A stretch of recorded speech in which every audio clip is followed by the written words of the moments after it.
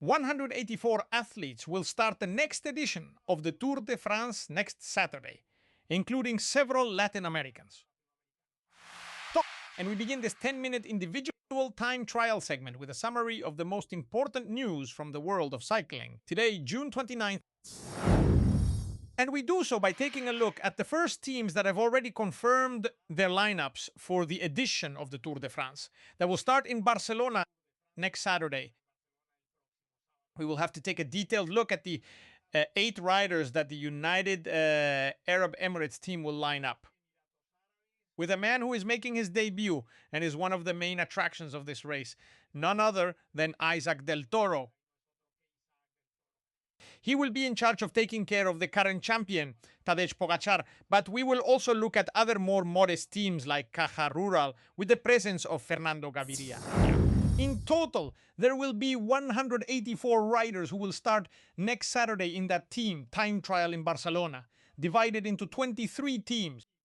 This is an important fact because a wild card has been added, an additional invitation in this case for the presence of Caja Rural, which took the place that was initially expected to go to the Rockets Ross Rose of Mr. Titiema, and which at first generated some debate due to the choice of the Spanish team.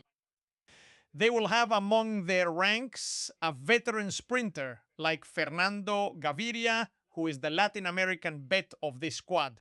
And he will try not only to score points, but also to support the sprinters in their search. A stage.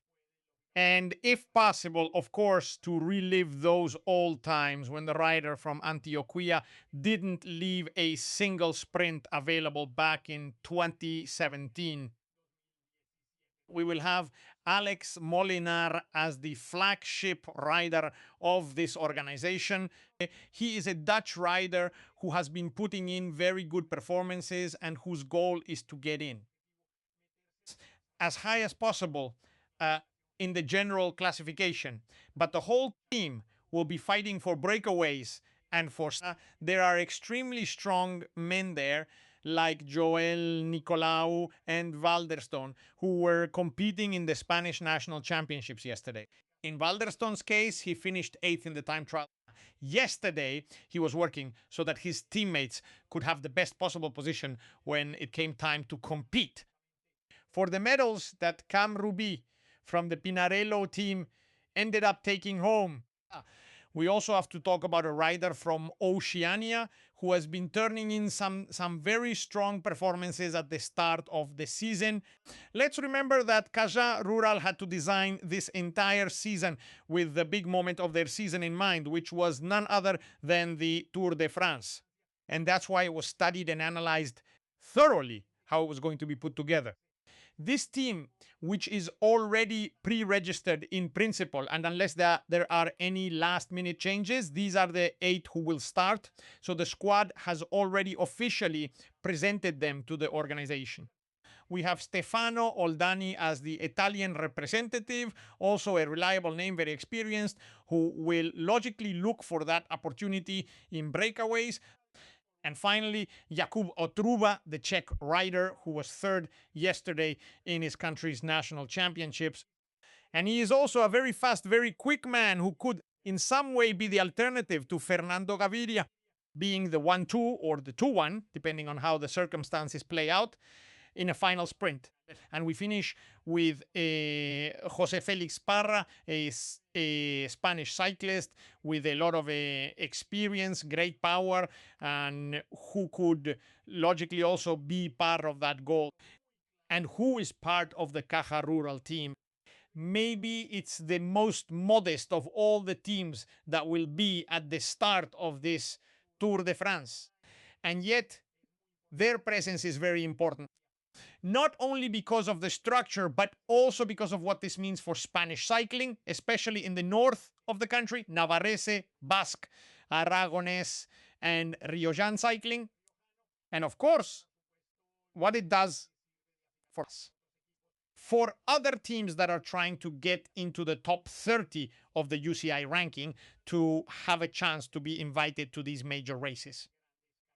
Now we move on to review the team that will field the big favorites of the race, which is none other than the United Arab Emirates team, where obviously the big bet is on Tadej Pogacar. He is the man who will defend the title, the one who has shown throughout this season that he is the strongest. He is the man everyone will try to beat as much as possible. But what really matters is the riders around him, those other 7 cyclists who are among the best in the world.